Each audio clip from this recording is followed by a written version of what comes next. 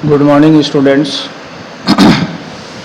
अपन नगर पालिका आदि की नियम की स्टडी की कड़ी में आज के इस वीडियो में सेक्शन 261 से कुछ जो चर्चाएं हैं उनको आगे करेंगे। देखिए इस धारा 261 में अपन देखें तो नहाने के स्थान के संबंध में बाथिंग प्लेसेज के बारे में इस अधिनियम की धारा 261 में प्रावधान किया गया है। तो देखिए इसमें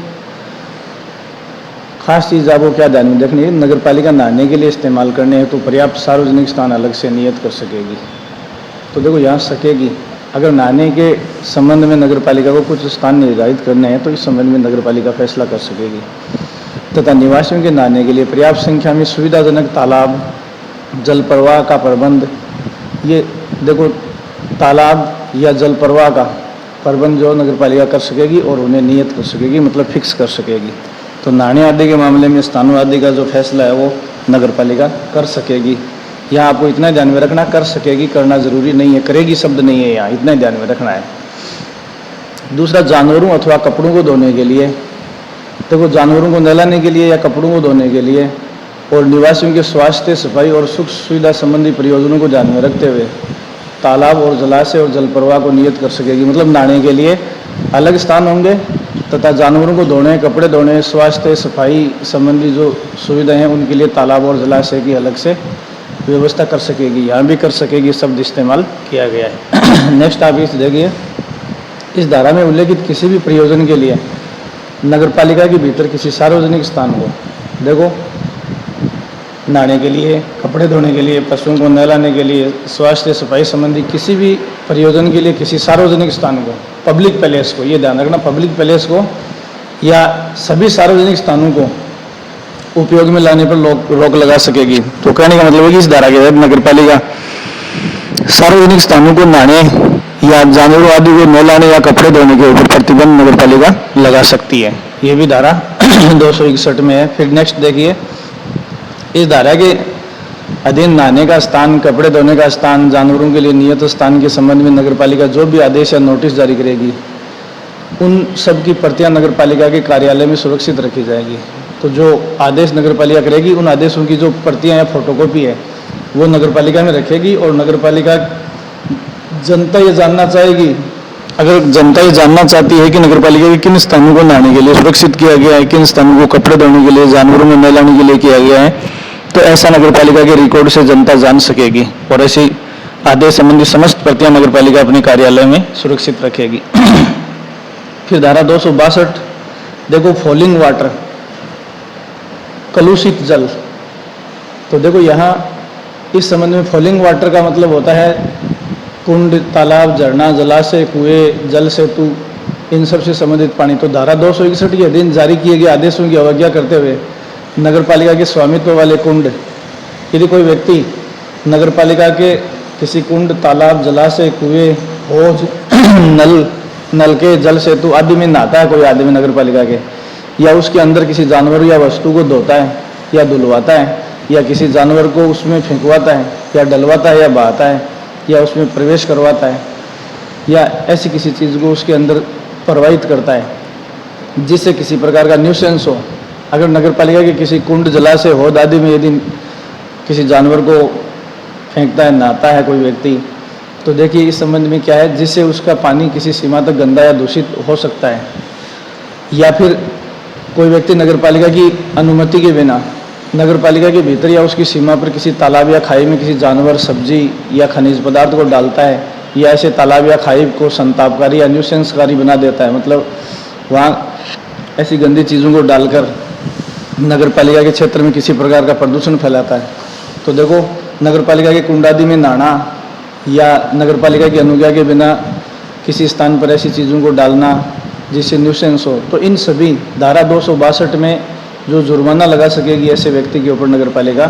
तो देखो ऐसी गंदगी फैलाने के मामले में नगर पालिका न्यूनतम 1000 रुपये तथा अधिकतम 2000 रुपये तक का जुर्माना उस व्यक्ति पर लगा सकेगी।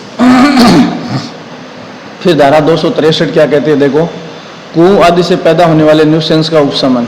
देखो किसी कुएं वगैरह से किसी प्रकार का न्यूसेंस या डिस्टर्बेंस पैदा होता है तो उसका उपशमन का मतलब है उसे मिटाने के लिए नगर पालिका क्या करेगी। तो देखिए यदि नगर पालिका की ये राय है कि निम्न में से किसी भी प्रकार का न्यूसेंस, जो नीचे लिस्ट दी गई है देखो ये, इनमें से कोई भी न्यूसेंस नगरपालिका लिखित सूचना द्वारा उसके स्वामी से भरने, ढकने या उसे ढंग से ऐसी सामग्री के साथ बहाने या न्यूसेंस को हटाने या उपशमन करने के लिए ऐसी व्यवस्था की अपेक्षा कर सकेगी। तो देखो, यदि किसी भूमि या भवन के स्वामी को नगरपालिका नीचे वाले कार्यों में से किसी कार्य को करने के लिए अगर अपेक्षा करती है तो उसे वो कार्य करने पड़ेंगे। क्या क्या कार्य करने की अपेक्षा कर सकती है नगरपालिका? कि कोई कुंड, खाई, खान, गड्ढा, तालाब, कुआं, जलाशय, नाली, जल प्रवाह, कोई जल संग्रह से न्यूसेंस हो तो उसको हटाने की अपेक्षा कर सकेगी। कोई हौद या जल का कोई अन्य पात्र, चाहे वह किसी भवन के अंदर हो या बाहर, उससे यदि न्यूसेंस है तो उसे हटाने की नगरपालिका अपेक्षा कर सकेगी।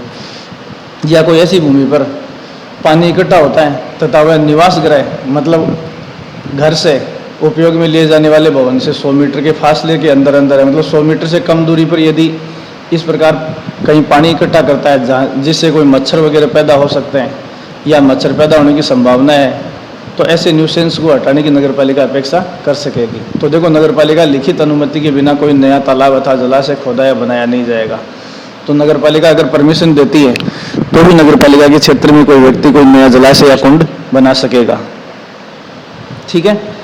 यदि बिना अनुज्ञा के कोई तालाब खोदने का ऐसा कार्य शुरू किया जाता है अथवा पूरा किया जाता है, अगर बिना अनुमति के कोई तालाब या गड्ढा कोई खोदता है या तो नगरपालिका या तो लिखित नोटिस द्वारा उसके स्वामी से या अन्य व्यक्ति से ये कार्य किया है, जिस व्यक्ति ने ये कार्य किया, चाहे स्वामी ने किया या किसी और व्यक्ति ने किया है, तो उसको उस रीति से भरने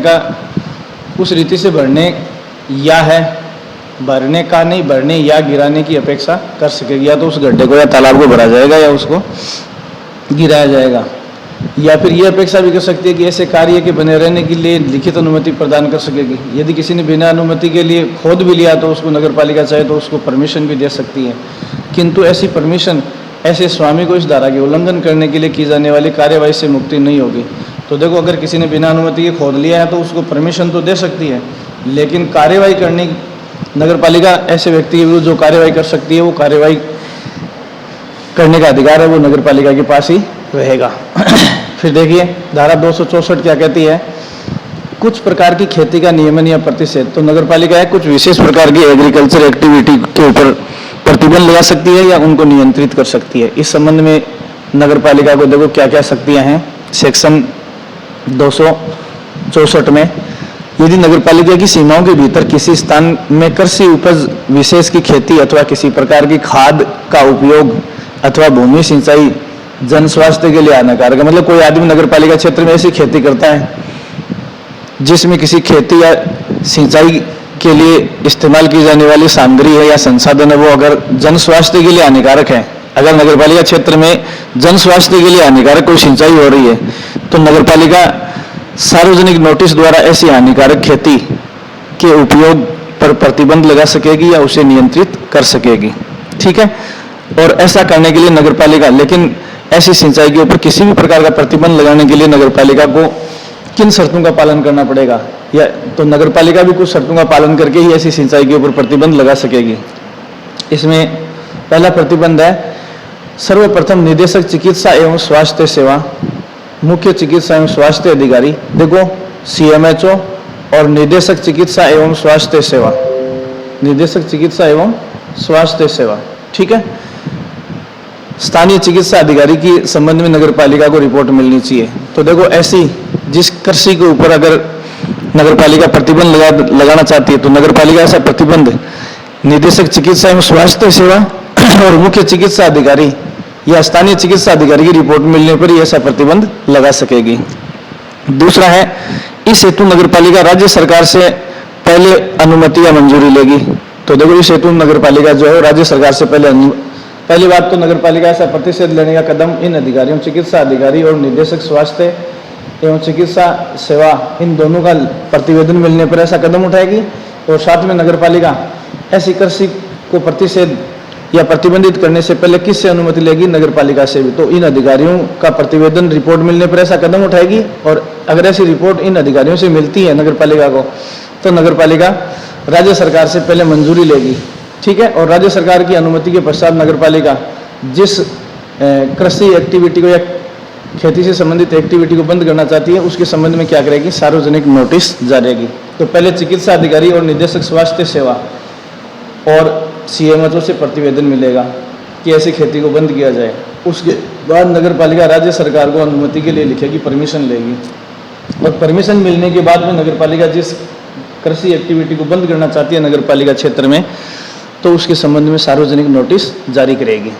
ठीक है, लेकिन देखिए एक प्रतिबंध क्या है, जब ऐसी खेती या सिंचाई के लिए खाद और किसी पानी वगैरह के उपयोग पर सार्वजनिक नोटिस की तारीख से 5 वर्षों से लगातार रूप में चल रही है, तो देखो जिस तिथि को नगर पालिका ऐसी खेती या खाद वगैरह के इस्तेमाल पर प्रतिबंध लगाना चाहती है, तो इस संबंध में जिस दिन नगर पालिका सार्वजनिक नोटिस जारी करेगी, उस नोटिस की तिथि से यदि 5 साल पहले से लगातार ऐसा कार्य चल रहा है जो कृषि के सामान्य अनुक्रम के अनुसार संभव है, तो ऐसे पूर्ण प्रतिशत से उनको हुए किसी प्रकार का नुकसान या हितबद्ध व्यक्तियों को नगर पालिका निधि से प्रतिकर संगत करेगी।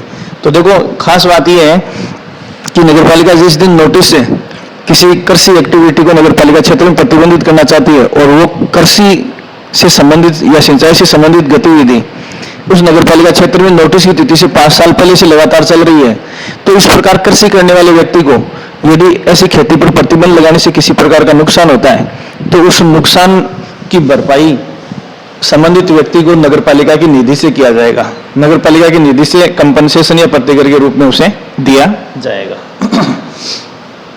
फिर दूसरा इसमें देखो धारा 265 क्या कहती है, दुर्गंधपूर्ण खाद आदि को उपयोग में लाना। देखो नगर पालिका क्षेत्र में कोई व्यक्ति सिंचाई कर रहा है और ऐसी खाद का इस्तेमाल कर रहा है जिसमें बड़ी दुर्गंध आ रही है, या उस खाद को डालने से नगर पालिका क्षेत्र में किसी प्रकार का न्यूसेंस हो सकता है, तो देखो इस संबंध में क्या प्रावधान है। कोई भी व्यक्ति नगर पालिका द्वारा दी गई लिखित अनुज्ञा अथवा अनुज्ञा में बताए गए तरीके के अलावा, देखो लिखित अनुज्ञा जरूरी है, और जिन शर्तों के तहत परमिशन मिली है उस परमिशन का उल्लंघन करते हुए यदि कोई व्यक्ति किसी मल या संतापकारी दुर्गंध, जैसे कई लोग मुर्गे की बींट वगैरह नगर पालिका क्षेत्र में अपने खेतों में कृषि के लिए डाल देते हैं और बिना अनुमति के डालते हैं या अनुमति की शर्तों का उल्लंघन करके डालते हैं, या ऐसी खाद को एकत्रित करता है या उसका इस्तेमाल करता है, तो ऐसे व्यक्ति के ऊपर न्यूनतम 1000 रुपये तथा अधिकतम 2000 रुपये का जुर्माना लगाया जा सकता है। देखो नगर पालिका क्षेत्र में अनुमति के बिना या अनुमति के उल्लंघन में कोई दुर्गंध वाली खाद को कोई व्यक्ति कृषि कार्यों के लिए इस्तेमाल करता है, उस पर न्यूनतम 1000 रुपये और अधिकतम 2000 रुपये का जुर्माना लगाया जा सकता है। फिर देखिए सेक्शन 266 क्या कहता है, कोई क्षोभकारी खेल खेलना। देखो playing any game causing annoyance, कोई क्षोभ या मतलब भय पैदा करने वाला खेल खेलना, जैसे नगर पालिका में पतंग वगैरह उड़ाए जाते हैं और इनसे अगर किसी प्रकार का क्षोभ उत्पन्न हो सकता है, तो ऐसे गेम्स के बारे में क्या प्रतिबंध है। तो देखो यदि कोई व्यक्ति उपेक्षा से पतंग उड़ाता है या पटाखा चलाता है या अग्नि के गुब्बारे छोड़ता है या अग्नि जलाता है या किसी खेल में ऐसी रीति का इस्तेमाल करता है कि वहाँ से गुजरने वाले या पड़ोस में रहने वाले या कार्य करने वाले लोगों के लिए खतरा या क्षोभ कारित होता है या खतरा होने की कोई संभावना है, या किसी प्रकार की संपत्ति को जोखिम, किसी प्रकार की संपत्ति के लिए कोई जोखिम हो सकता है, तो देखो लापरवाही से पतंग उड़ाना, लापरवाही से पटाखे छोड़ना, अग्नि गुब्बारे छोड़ना, इन सब से क्षोभ हो सकता है, किसी संपत्ति को नुकसान हो सकता है। तो यदि कोई व्यक्ति ऐसा कार्य करता है तो उसे जुर्माने से दंडित किया जाएगा, और वो जुर्माना न्यूनतम 100 रुपये और अधिकतम 500 रुपये तक हो सकेगा। तो ये 266 में पतंग, अग्नि गुब्बारे, इनके ऊपर प्रतिबंध लगाने की बात करता है। नेक्स्ट देखिए सेक्शन 267 क्या कहता है, अन्य न्यूसेंसों का प्रतिबंध। अन्य न्यूसेंसों का प्रतिबंध का मतलब है कि ऊपर कुछ न्यूसेंस के बारे में डिटेल से बता दिया है, और ऊपर अपन ने जिन न्यूसेंस की चर्चा की है उनके अलावा यदि कोई न्यूसेंस कोई व्यक्ति नगरपालिका क्षेत्र में फैलाता है तो उनके ऊपर नगरपालिका प्रतिषेध या प्रतिबंध लगा सकती है। तो देखिए इस संबंध में आपको जिन चीज़ों को ध्यान रखना है क्या क्या है। ये धारा नगरपालिका की सभी व्यक्तियों पर निम्न रोक या प्रतिबंध लगाती है कि कोई व्यक्ति किसी सार्वजनिक मार्ग में, देखो सार्वजनिक मार्ग में और सार्वजनिक स्थान पर क्या क्या नहीं करेगा कोई व्यक्ति, या कौन कौन से न्यूसेंस नहीं फैलाएगा कोई भी व्यक्ति आम। तो देखो मलमूत्र विसर्जित नहीं करेगा सार्वजनिक मार्ग और सार्वजनिक स्थान पर, जैसे अपन खुले में सार्वजनिक मार्ग और स्थान के ऊपर पेशाब वगैरह करते हैं तो उनके ऊपर प्रतिबंध है। या मतलब ये प्रतिबंध नगर पालिका लगा सकती है, या उनके अधीन रहने वाले बच्चे को मलमूत्र विसर्जित करवाएगा, या कोई व्यक्ति या तो खुद ऐसा मलमूत्र वगैरह विसर्जित करता है या बच्चों आदि से ऐसा करवाता है, तो इस पर नगर पालिका प्रतिषेध जो है वो लगा सकेगी। दूसरा इसमें देखिए, मास्क को बिना ढके, जैसे कई कसाई जो है अपनी दुकानों के ऊपर मास्क को बिना ढके रखते हैं, तो जिस पर आम लोगों की नज़र पड़ सकती है, तो इस पर मास्क को ढककर रखने का प्रावधान कर सकती है या खुला रखने पर प्रतिबंध लगा सकती है। पशु या छकड़े कार्ट होते हैं, पशुओं से चलने वाली गाड़ियां जैसे गधा गाड़ी वगैरह है, पशु या छकड़ों को इकट्ठा नहीं करेगा कोई व्यक्ति, कहाँ? सार्वजनिक स्थान पर और सार्वजनिक मार्ग पर। फिर इस अधिनियम के तहत लगाए गए विज्ञापन, नोटिस या अन्य दस्तावेजों को नहीं हटाएगा। तो नगर पालिका अधिनियम के तहत कोई विज्ञापन या नोटिस या कोई दस्तावेज लगाया जाता है तो उसको कोई व्यक्ति हटाएगा नहीं, और ना उन्हें नष्ट करेगा, ना उन्हें विकृत करेगा, ना उन्हें मिटाएगा। तो इस पर ऐसा करने पर नगर पालिका जो है प्रतिषेध या प्रतिबंध लगा सकती है। फिर देखो, खुले यानी में कोई अपशिष्ट पदार्थ नहीं ले जाएगा। खुले यानी में कोई अपशिष्ट पदार्थ जैसे जो कचरा है वो खुले यानी में नहीं ले जाया जाएगा। अगर किसी गाड़ी में कचरा ले जाया जाना है तो उसके ऊपर उसको पूरी तरह से तिरपाल से या प्लास्टिक बैनर से कवर अप करके ही ले जाया जाएगा। तो ऐसा करने पर नगर पालिका प्रतिबंध लगा सकती है। फिर देखो, किसी ऐसे स्थान पर कोई कब्र, समाधि, स्मारक नहीं बनाएगा और ना ही किसी शव को जलाएगा या दफनाएगा जिस स्थान को ऐसे कार्य के लिए नगर पालिका द्वारा नियत नहीं किया गया है। तो देखो, नगर पालिका द्वारा नियत स्थानों पर किसी व्यक्ति का अंतिम संस्कार किया जा सकता, मतलब जलाने या दफनाने का काम किया जा सकता है। अगर नगर पालिका ने किसी स्थान को जलाने या दफनाने के लिए निर्धारित नहीं कर रखा तो ऐसे स्थान पर कोई व्यक्ति किसी शव को न जलाएगा न दफनाएगा। फिर देखिए, किसी जानवर को इस प्रकार खुला नहीं छोड़ेगा कि वह किसी व्यक्ति को कोई क्षति, खतरा, भय या क्षोभ उत्पन्न करे, या और न उपेक्षापूर्ण किसी जानवर को ऐसा करने देगा। तो कोई भी व्यक्ति किसी जानवर को खुला नहीं छोड़ेगा जिससे लोगों को किसी प्रकार का नुकसान हो जाए। तो ऐसा करने पर नगर पालिका प्रतिबंध लगा सकती है। फिर देखिए, किसी ऐसे स्थान को शौच स्थान के रूप में इस्तेमाल नहीं किया जाएगा, मतलब टॉयलेट, लेट्रिन जाने के लिए किसी ऐसे स्थान को इस्तेमाल नहीं किया जाएगा और न ही ऐसा करने की अनुमति दी जाएगी जिसे इस प्रयोजन के लिए आशित नहीं किया गया है। तो नगर पालिका द्वारा अगर किसी स्थान को शौच जाने के लिए निर्धारित नहीं किया गया तो ऐसे किसी भी स्थान पर शौचालय जाने पर नगर पालिका प्रतिबंध लगा सकेगी। फिर देखो, इस धारा में ये सारे न्यूसेंस, इनमें से कोई भी न्यूसेंस कोई व्यक्ति फैलाता है तो ये धारा ये कहती है कि इस अपराध के लिए ऐसे व्यक्ति को जुर्माने से दंडित किया जाएगा। तो जुर्माने से दंडित करने के लिए वही राशि है जो ऊपर वाले सेक्शन में, न्यूनतम 1000 रुपये का जुर्माना और अधिकतम 2000 रुपये का जुर्माना। तो इन सवालों का आप ऐसे देखेंगे, यदि अनिर्धारित स्थान पर अपन शौच जाते हैं तो 1000 से 2000 रुपये तक का जुर्माना हो सकता है। अपन अपने पशु को खुला छोड़ते हैं तो 1000 से 2000 रुपये तक का जुर्माना लग सकता है। या बिना निर्धारित स्थान पर अपन किसी शव का अंतिम संस्कार करते हैं तो 1000 से 2000 रुपये का जुर्माना हो सकता है। अपशिष्ट पदार्थ को यदि हम किसी गाड़ी में खुला ले जाते हैं तो 1000 से 2000 रुपये तक का जुर्माना लग सकता है। किसी विज्ञापन या नोटिस को हटाते हैं या किसी सार्वजनिक मार्ग पर, लेकिन ये सारी चीजें हैं क्या सार्वजनिक मार्ग और सार्वजनिक स्थान ही है, पब्लिक प्लेस है, ध्यान रखना। ये सारे सार्वजनिक स्थान और सार्वजनिक मार्ग के बारे में है। यहाँ एक एग्जाम्पल देता हूँ कि यदि कोई व्यक्ति अपनी निजी भूमि में अपने किसी परिजन का अंतिम संस्कार करता है तो उस पर ये जुर्माना नहीं लगाया जाएगा। ये सारे जो न्यूसेंस से संबंधित प्रतिबंध है वो नगर पालिका किन मामलों में लगा सकती है? सार्वजनिक मार्गों और सार्वजनिक स्थानों पर ही। निजी स्थानों पर या निजी भूमि पर अगर कोई व्यक्ति ऐसा करता है, अपने निजी संपदा पर ऐसा करता है, तो ये प्रतिबंध नगर पालिका नहीं लगा सकेगी। ठीक है, नेक्स्ट आप देखिए, इसमें अगली जो चीज है धारा 268 क्या कहती है? धुएं को खपा देना।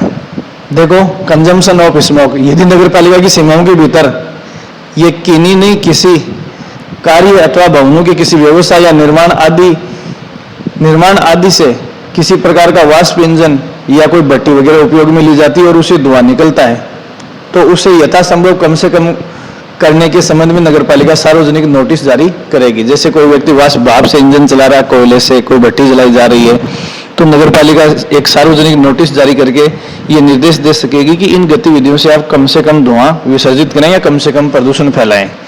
ठीक है, नोटिस के माध्यम से ऐसे निर्देश के पश्चात यदि कोई व्यक्ति इस प्रकार उपयोग की जाने वाली वाष्प इंजन या भट्टी से निकलने वाले धुएं पर प्रभावकारी ढंग से उपाय नहीं करता है, मतलब नोटिस दिए जाने के बाद भी उस धुएं को कम करने का कोई व्यक्ति प्रयास नहीं करता है, तो जिस भवन में ऐसा किया जा रहा है उस भवन के स्वामी या अधिभोगी को इस अपराध के लिए जुर्माने से दंडित किया जाएगा।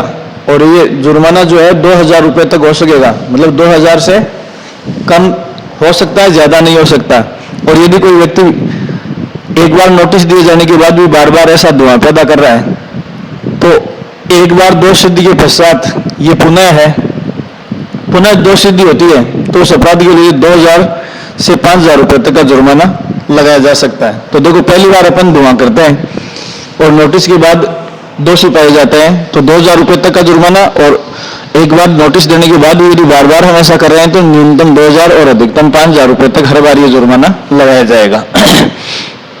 परंतु इस धारा की कोई बात किसी रेलपथ पर, देखो इसका अपवाद क्या, रेलपथ पर यातायात प्रयोजन के लिए या सड़कों की मरम्मत करने के लिए। तो देखो, अगर या तो रेलवे पटरी बिछाने के लिए कोई इंजन वगैरह को यूज कर रहे हैं तो वहां धुआं निकलता है तो उस पर ये पेनल्टी नहीं लगेगी। या सड़क के ऊपर जो ठेकेदार वगैरह लोकोमोटिव इंजन वगैरह यूज करते हैं वहां से धुआं निकल रहा है तो उन पर ये जो है प्रतिषेध लागू नहीं होगा। ये इस संबंध में मैंने आपको मोटे तौर पर बताया है। अब देखिए अगला, जो बाजारों एवं वधशाला आदि के लिए अनुज्ञप्ति। तो कोई भी मार्केट स्थापित करने के लिए, या वधशाला का मतलब बूचड़ खाना जहां जानवरों वगैरह को काटा जाता है, ऐसी वधशालाओं की स्थापना के लिए लाइसेंस का जो प्रावधान है वो इस अधिनियम में किया गया है। और ये प्रावधान जो है वो सेक्शन 269 से लेकर 272 तक है। तो यहां देखिए इसमें क्या क्या चीजें आपको ध्यान में रखनी है। पहली बात तो इसमें मैंने आपको बताया बाजारों और वधशालाओं आदि के लिए अनुज्ञप्ति या लाइसेंस के संबंध में क्या प्रावधान है। तो देखो, बाजारों और वधशालाओं और कतिपय कारोबार, ये कारोबार है, कारोबार के लिए अनुमति देना। तो मार्केट, वधशाला और कुछ ऐसे व्यवसाय होते हैं जिनके लिए अनुमति लेनी पड़ेगी।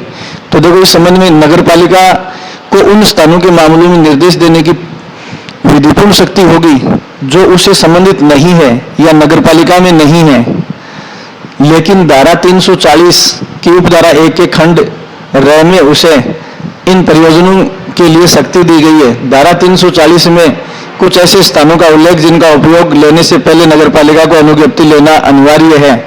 तो देखो, पहली बात तो किस धारा में उन कारोबारों या उन व्यवसायों का उल्लेख है जिनको शुरू करने से पहले नगरपालिका से अनुमति लेना जरूरी है। तो उनका उल्लेख सेक्शन 340 में है। किस में है? सेक्शन 340 में है। ठीक है, ये चीज आप ध्यान में रखेंगे। फिर देखिए इसमें क्या है, ऐसे स्थानों को सामान्य रूप से या व्यक्तिगत रूप से दी जाने वाली अनुज्ञप्ति समय समय पर नगरपालिका मंजूर, निलंबित और प्रत्याहृत कर सकेगी। यदि नगरपालिका ऐसी गतिविधियों के ऊपर एक बार अनुमति दे भी देती है तो नगरपालिका उसको मंजूर करने के बाद ऐसी अनुमति को निलंबित भी कर सकती है और ऐसी अनुमति को अपनी मर्जी से वापस भी ले सकती है। ठीक है, ये चीज़ आप ध्यान में रखेंगे। फिर इसमें देखिए दूसरी चीज़ जो आपको ध्यान में रखनी है वो क्या है। दूसरी चीज़ आप जो ध्यान में रखेंगे वो ये है कि कोई भी व्यक्ति इस प्रकार के निर्देश के विपरीत या अपेक्षित अनुज्ञा के बिना या उसकी किसी शर्त के उल्लंघन में या अनुमति के निलंबन की अवधि में या ऐसी अनुज्ञप्ति वापस लिए जाने के पश्चात, देखो जिस कारोबार को करने के लिए नगरपालिका की अनुमति लेनी अनिवार्य है, लेकिन बिना अनुमति के ऐसे कारोबार को किया जाता है या अनुमति नगरपालिका ने दी है लेकिन नगरपालिका ऐसी अनुमति को निलंबित कर देती है या ऐसी अनुमति को वापस ले लेती है, उसके बावजूद भी कोई व्यक्ति ऐसे कारोबार को करता है तो देखो उसके लिए क्या हो सकता है, उसको जुर्माने से दंडित किया जाएगा। और वो जुर्माना कितना हो सकता है? 1,000 रुपये से लेकर 2,000 रुपये तक ये जुर्माना लगा सकेगी। ठीक है,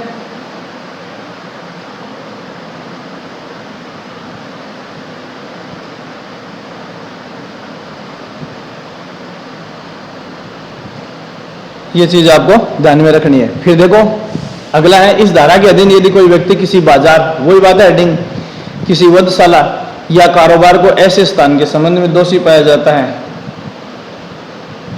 ऐसे स्थान के संबंध में दोषी पाया जाता है जो नगर पालिका के क्षेत्र में निहित नहीं है, फिर भी उस क्षेत्र में नगर पालिका को निर्देश देने की, तो पहली बात तो यह है कि देखो खास बात क्या है, इस धारा के तहत नगर पालिका किसी बूचड़खाने, किसी मार्केट या किसी कारोबार को विनियमित करने के लिए केवल नगर पालिका की सीमाओं के भीतर ही शक्ति नहीं रखती है, बल्कि ऐसा कार्य अगर नगर पालिका की सीमाओं के बाहर किया जाता है, अगर नगर पालिका की सीमाओं के बाहर किया जाता है तो वहां उन मामलों में भी नगर पालिका जो है ऐसे प्रतिबंध लगा सकती है, नगर पालिका ऐसे प्रतिबंध लगा सकती है, नगर पालिका ऐसे प्रतिबंध लगा सकती है। ठीक है, तो देखो इस धारा में जो प्रावधान है वो नगर पालिका क्षेत्र के लिए तो है ही है, साथ में नगर पालिका क्षेत्र से बाहर के सीमा क्षेत्रों पर भी ऐसी बात लागू हो सकती है। फिर देखो यहां देखेंगे दोबारा, इस धारा के अधीन कोई व्यक्ति किसी बाजार, वधशाला, कारोबार के ऐसे स्थान के संबंध में दोषी पाया जाता है जो नगरपालिका क्षेत्र में निहित नहीं है, फिर भी उस क्षेत्र में नगरपालिका को निर्देश देने या अनुज्ञप्ति जारी करने का अधिकार है। तो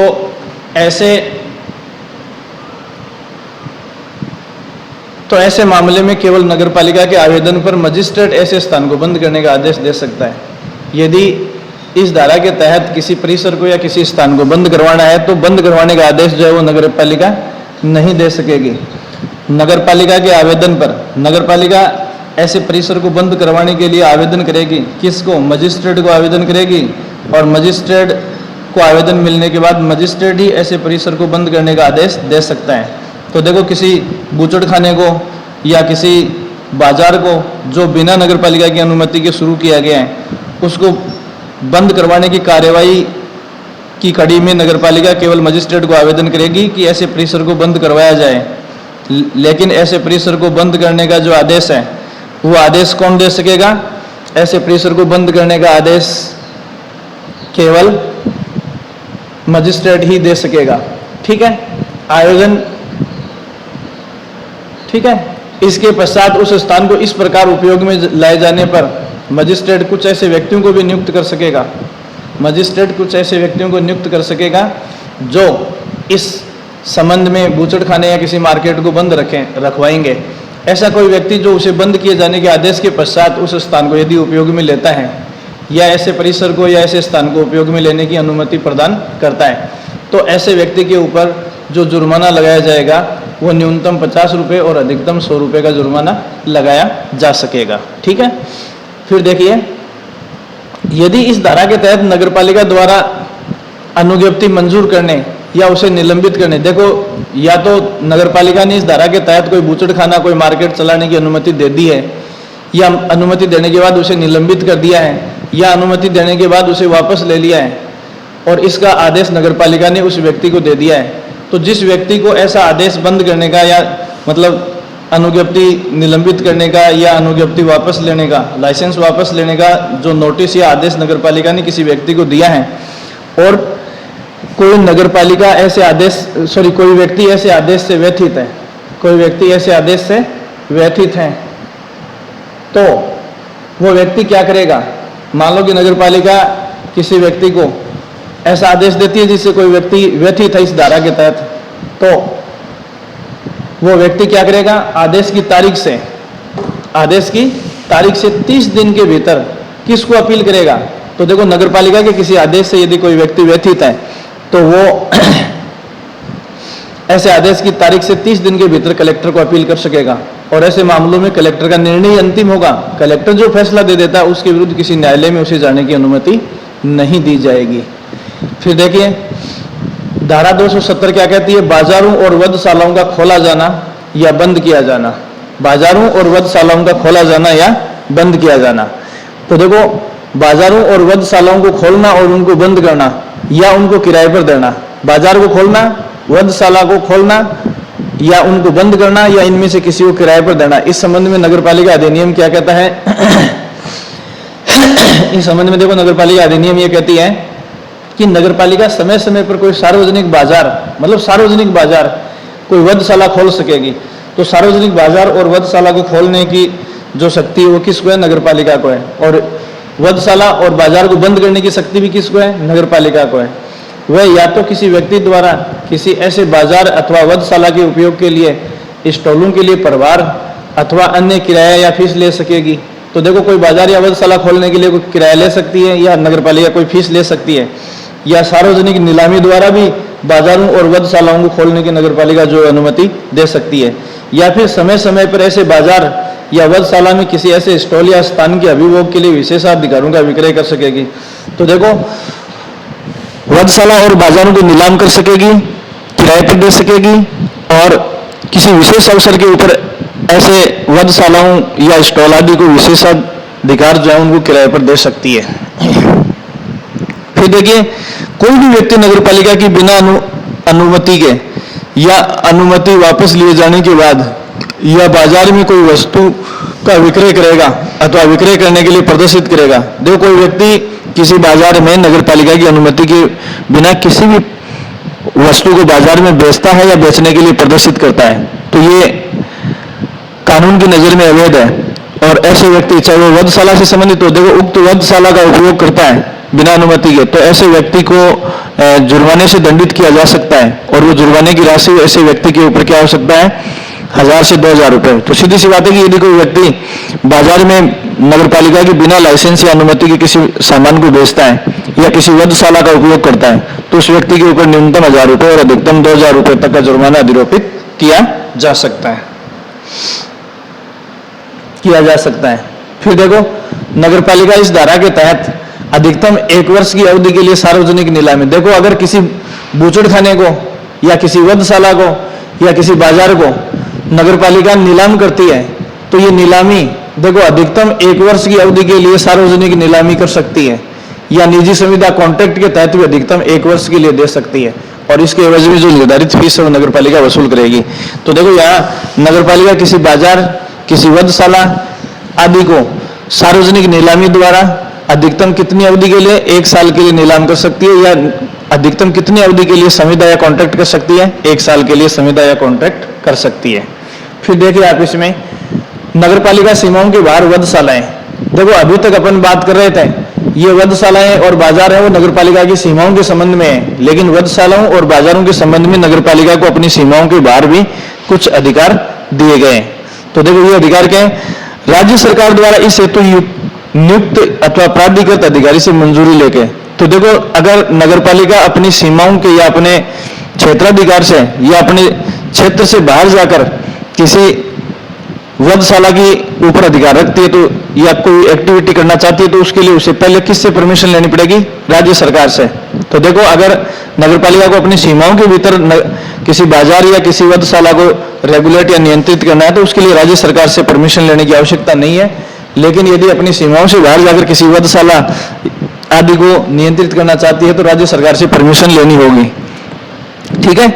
और नगरपालिका की सीमाओं से बाहर की वधशालाओं और पशुओं के शवों के निवर्तन, ये एक ही आएगा, निवर्तन करने के स्थान को स्थापित कर सकेगी। तो देखो, वधशाला और पशुओं को निवर्तन, मरे हुए शव जो है उनको निवर्तन का मतलब है डिस्पोज करने का प्रावधान कर सकेगी, लेकिन इसके लिए राज्य सरकार से उसे परमिशन लेनी होगी। और यदि इस प्रकार नगरपालिका अनुमति लेकर, किससे, राज्य सरकार से अनुमति लेकर अपनी सीमाओं के बाहर ऐसे स्थानों को स्थापित करती है तो वे स्थान नगरपालिका अधिनियम तथा इस अधिनियम के अधीन निर्मित उप विधियों के अधीन ठीक उसी प्रकार माने जाएंगे जैसे कि वो नगरपालिका की स्थानीय सीमाओं में है। कहने का मतलब ये है कि पशुओं को डिस्पोज करने के स्थान को निर्धारित करने या वधशालाओं को निर्धारित करने के मामले में यदि किसी नगरपालिका ने एक बार राज्य सरकार से परमिशन ले ली और उसके बाद ऐसे स्थानों को नगरपालिका ने निर्धारित कर दिया है तो उन स्थानों को ठीक ऐसे माना जाएगा जैसे कि वो स्थान नगरपालिका की सीमाओं के भीतर ही स्थित है। ठीक है। फिर नेक्स्ट देखिए, अगला है नई वधशालाओं का खोला जाना। नई वधशालाओं का खोला जाना, स्लॉटर हाउस, नए स्लॉटर हाउस, वधशाला का मतलब जहां जानवरों को काटा जाता है, चमड़ी अलग की जाती है, वधशाला का मतलब है मीट अलग किया जाता है, चर्बी अलग की जाती है, उनके शरीर के ऑर्गन्स अलग किए जाते हैं। वो स्लॉटर हाउस और वधशाला एक ही है, जहां जैसे सुअर वगैरह को सीधा स्लॉटर हाउस में डाला जाता है। तो देखिए, नगरपालिका अधिनियम में किसी भी बात का प्रावधान होने के बावजूद भी, नगरपालिका अधिनियम में किसी भी बात का प्रावधान होने के बावजूद भी नगरपालिका नई वधशालाओं की स्थापना कर सकेगी। ठीक है। तो नई वधशालाओं की स्थापना का अधिकार किसको है, नगरपालिका को। लेकिन ऐसी स्थापना करते समय, ऐसी वधशालाएं स्थापित करने की अनुमति देते समय सार्वजनिक सुविधा, तो देखो यहां ये बड़ी बात है। देखो, हालांकि स्लॉटर हाउस या वधशाला स्थापित करने की शक्ति नगर पालिका को है, लेकिन ऐसी स्लॉटर हाउस या वधशाला को स्थापित करते समय सार्वजनिक सुविधा जनता की, जनसाधारण की राय में युक्त होना चाहिए। कहने का मतलब यदि जनता के लिए किसी प्रकार का, जनता की ओर से किसी प्रकार का युक्त ऑब्जेक्शन या आरोप है, तो ऐसी सिचुएशन में नगर पालिका को ऐसे स्लॉटर हाउस या वधशालाओं को स्थापित करने की परमिशन नहीं दी जाएगी। इस प्रकार इस अधिनियम के कुछ प्रावधानों को मैंने आपके सामने इस वीडियो में एक्सप्लेन किया है। बाकी अपन कुछ अगले वीडियो में डिस्कस करेंगे। Thank you so much.